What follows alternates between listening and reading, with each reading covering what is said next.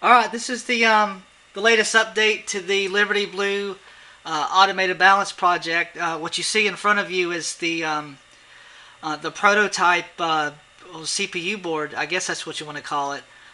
It's pretty much the same thing that you saw on the breadboard in the last video.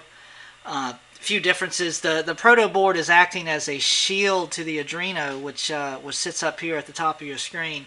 The final version won't look like this at all. The final version will everything will be on one board and a lot smaller. Before we go over that, I want to show you two things. So this is a board out of the balance that I've sort of configured, getting it ready. You see there's really no need for the display.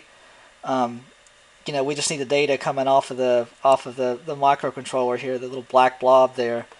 So I've got a connector on it. It has a weird pitch. I don't know if we can find a connector. Here is the load cell, 3.3 volts. This will come from a regulator. Here, this connector is for the switch bank. Sorry. So the red is on, the black is off, and the blue is the tare. So you get that, and here's the load cell. So the cover still works fine, and the connector for the four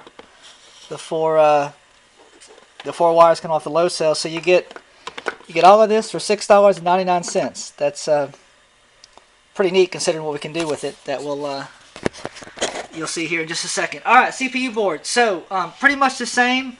One thing I want to point out here is the flashing, the heartbeat LED that I've added. I'm a big fan of those. They're great because when you see that LED flashing, you know your processor is processing, and that's a good indication your computer is good and that your power supply is probably fine as well. So from a troubleshooting point of view, I love those heartbeat LEDs. I put them on pretty much every processor board I make now. This is derived from a timer. It's timer driven, so it doesn't slow the code down at all, which you'll see right here. So on the left is a little Visual Basic program that I threw together. It's kind of buggy. We're not going to use it at all. I just threw it together to test and also to demonstrate two things. One, that we can get weight from the balance, and two, that we can tare the balance from a computer program. Okay, over here is pretty much the same thing you saw last time. It's a live serial feed. This is the data coming out of the balance being decoded right from the display. The only difference, if you look at this S character, if you look down here, you'll see it updating. But this S character, the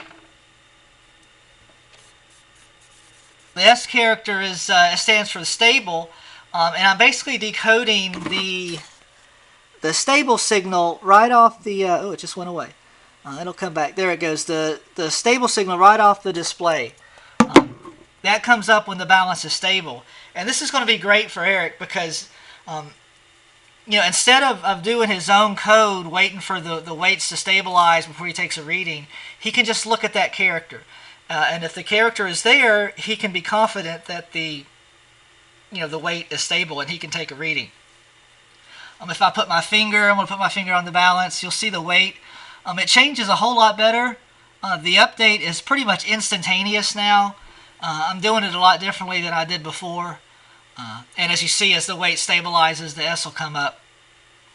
So yeah, it's the way I'm doing it in the code is a lot different. But you can get details on that on the website. Also on the website, I'll have pictures of the board assembly and the load cell assembly that I put together, so you can have a closer and more detailed look at it. All right, so what I want to do is basically simulate what we're going to do in the Liberty Blue software for this automated balance to work. So the first thing that's going to happen is the customer is going to place a heavy container on there, and then tare to that container, the container to contain the reagent, obviously. So I'm just going to put a 10 gram weight on the load cell. We'll see it come up to 10 grams. As it stabilizes, I'll go ahead and grab this weight. Yeah, as you see, the program is a little buggy. Sometimes I have to hit the get weight a few times. So we got our 10 grams. I'll hit tear. You'll notice this is going to freeze. Everything in the firmware freezes while the balance tears. Then when we get our 0, you'll see it come up. So we'll go ahead and grab that 0 just for the hell of it. All right, I'm going to throw a little, I don't know what this is. This is 74 LS 00. I think that's a NAND gate. So that should be about 1 gram. Yep, so this is simulate like a 1 mil add. All right, so we see our stable. We grab the weight, bang. We tear. It freezes. We get our 0 here in a couple seconds. There it is. It's stable. I'll throw a little plastic washer. What is that? About 1 gram. It's stable. Grab our weight. It'll come up. There it goes. And yep, there it is. Tear. Our 0 comes up. We're still nice and stable. We'll see how much a 16 microfarad weighs. About ½ gram. Wait for the stable to come up. Grab our weight, and that's pretty much it. That's what we're going to do. That's what I'm assuming we're going to do in the software program.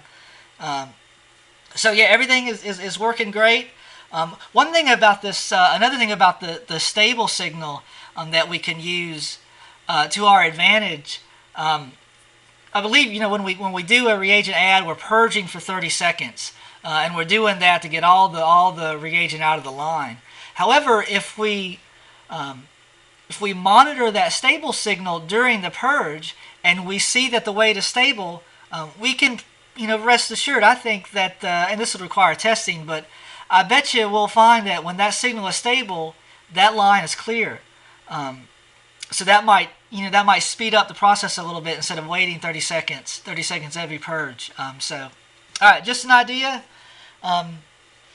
Yep, that's it. Next step, I'll be getting in contact with Tony on how we're going to work on the firmware, how he wants me to format it. If he wants any changes, then we'll move on to get an actual PCB made, and I'll finalize the schematic. Excuse me, and then we can start thinking about enclosures. All right.